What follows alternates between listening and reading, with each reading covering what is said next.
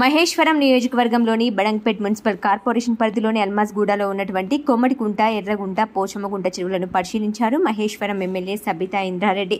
చెరువుల అభివృద్ధి విషయంలో రాజకీయ కోణాన్ని చూడొద్దని ఎమ్మెల్యే సబితా ఇంద్రారెడ్డి కాంగ్రెస్ ప్రభుత్వాన్ని హెచ్చరించారు.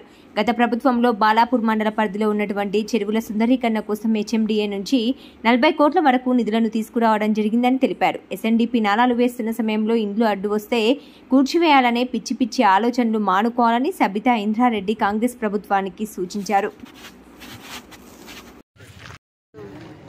బడంగ్పేట్ కార్పొరేషన్లో అల్మాజ్గూడ గ్రామంలో ఉన్న పోచమ్మకుంటను సందర్శించడం జరిగింది. స్థానిక కార్పొరేటర్ స్వప్న వెంకటరెడ్డి గారితో పాటు అదేవిధంగా రామరెడ్డి గారు, దీపికా శేఖర్ రెడ్డి గారు, గౌరవ కార్పొరేటర్లు అందరు కృష్ణ గారు, లలితా కృష్ణ గారు, అందరు కార్పొరేటర్స్తో పాటు కాలనీ అసోసియేషన్ సంబంధించిన అధ్యక్షులు వాళ్ళ సభ్యులందరూ పాల్గొనడం జరిగింది. అందరికీ నమస్కారాలు. బాలాపూర్ మండలంలోనే కాదు, అసలు తెలంగాణలోనే ఒక మంచి వాతావరణము లేక్స్తో ఉంటుంది. గతంలో కేసీఆర్ గారు మాకు చాలాసార్లు చెప్పేవాళ్ళు, ఎక్కడ చూసినా కూడా చెరువులు అనేది గతంలో పూర్వీకులు పెద్ద మనుషులు ఆ రోజు ఉన్నవాళ్ళు చైన్ లింక్ మెష్ చెరువులు, గొలుసుకట్టు చెరువులు అంటారు. గొలుసుకట్టు చెరువులు ఏర్పాటు చేసి చెరువుల మీదనే వ్యవసాయం చేసుకునే పరిస్థితి తెలంగాణ రాష్ట్రంలో ఉండింది.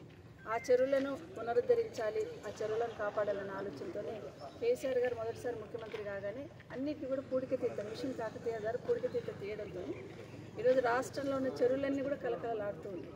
అట్లే అర్బన్ ఏరియాకి వచ్చేసరికి సిటీ ఏరియా ఎక్కడైనా అర్బన్ ఏరియాకి వచ్చేసరికి ఈ చెరువుల పక్కన ఉండే వాళ్ళు వ్యవసాయం తగ్గించడంతో వాళ్ళ పట్టా ల్యాండ్ ఉండడంతో వాళ్ళు లేఅవుట్లు చేసి కాలనీలుగా స్ప్రెడ్ కావడం జరిగింది. మన బాలాపూర్ మండలంలో చెరువులు కుంటలు దాదాపుగా 42 చెరువులు కుంటలు ఉంటాయి.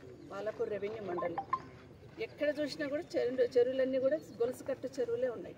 ఈ గొలుసుకట్టు చెరువుల వల్ల చుట్టుపక్కల కాలనీలందరికీ కూడా డ్రైన్ అంతా తీసుకొచ్చి చెరువులలో వేయడంతో దుర్గంధంతో ఉండలేని పరిస్థితి ఏర్పడ్డ విషయాన్ని గతంలో ఉన్న కేసీఆర్ గారి దృష్టికి తీసుకెళ్తున్నప్పుడు అవుట్లెట్స్ అనేది ప్లాన్ చేయాలి. ప్లాన్ చేస్తేనే చెరువులకు నీళ్లు పోకుండా, డ్రైనేజ్ వాటర్ పోకుండా ఉంటుంది.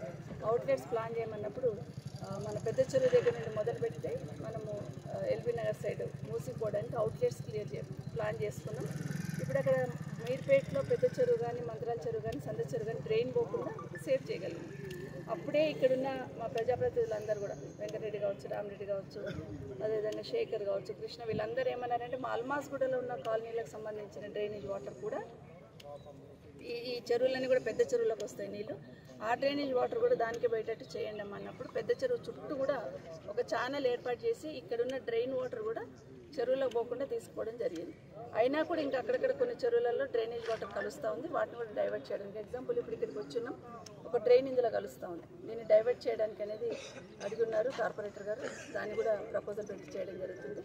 దాంతోపాటు ఇంకొక ఆలోచన చేసిన గత ప్రభుత్వంలో చెరువులు ఉన్నప్పుడు చెరువులు గుర్రడెక్కతోని మురికి కూపాలుగా కనిపించకుండా ఉండాలంటే బ్యూటిఫికేషన్ అనేది చేయాలి. ఉన్న కాడికి వాటిని చెరువులను కాపాడాల్సిన బాధ్యత ఉంది. ఇంకా అట్లే వదిలేస్తే రాను చెత్త చెదారంతో మొత్తం చెరువులను కూడా పూర్తి చేస్తారు. అంటే చేయొద్దని చెప్పి బ్యూటిఫికేషన్ అనేది మొదటిసారి కేసీఆర్ గారి ప్రభుత్వంలో మొదలుపెట్టడం జరిగింది.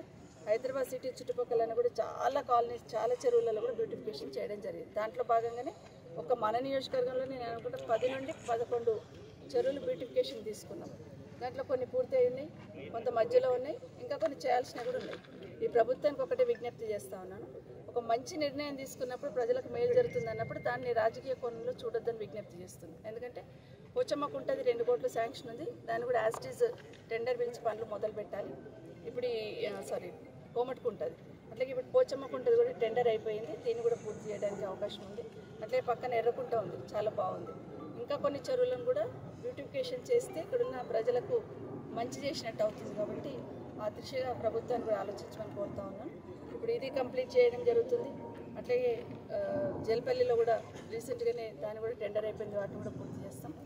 దీని ఉద్దేశం ఏంటంటే చెరువును నీట్గా చేసి ఇస్తే మార్నింగ్ వాకింగ్ కానీ, పిల్లలు సాయంత్రం వచ్చి కాసేపు కూర్చోవడం కానీ, ఆహ్లాదకరమైన వాతావరణం, చుట్టుపక్కల కాంక్రీట్ జంగల్ లాగా కాలనీస్ వస్తూ ఉన్నాయి. కనీసం బయటకు వచ్చి ఎక్కడ కూర్చోవాలి అర్థం కాని పరిస్థితుల్లో సీనియర్ సిటిజన్స్ కావచ్చు, లేదంటే కొంచెం వాకింగ్ చేసుకుందామని మా మహిళా సోదరులు ఆలోచిస్తుంటే కనీసం చేసుకోలేని పరిస్థితి, రోడ్లపైన చేసుకోలేరు.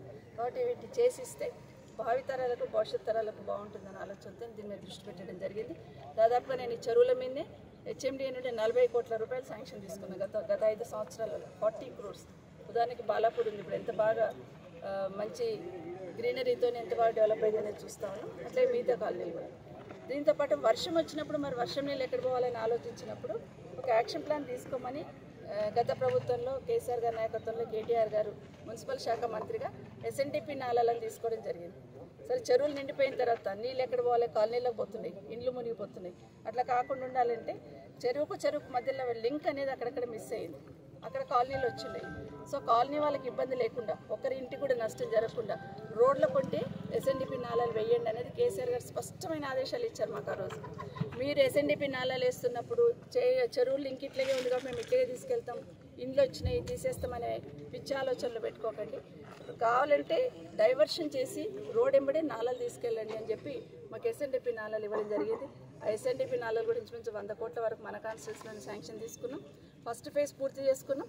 సెకండ్ ఫేజ్ జిహెచ్ఎంసీలో ఇచ్చింది ఈ ప్రభుత్వం, కానీ మన ఏరియాలో ఆపేసిండ్రు. దయచేసి వాటిని కూడా రిలీజ్ చేయాలని ముఖ్యమంత్రి గారు కూడా లెటర్ రాయడం జరుగుతుంది. వాటిని కూడా రిలీజ్ చేయించుకొని ఎస్ఎన్డిపి నాళాలు కూడా పూర్తి చేస్తే ఇటు ముంపుకు గురి కాకుండా, మురికి కూపంగా తయారు కాకుండా ఆహ్లాదకరమైన వాతావరణం చేయడానికి అవకాశం ఏర్పడుతుంది. వీటి మీద స్థానిక ప్రజాప్రతినిధులు కోఆపరేట్ చేయమని రిక్వెస్ట్ చేస్తాం.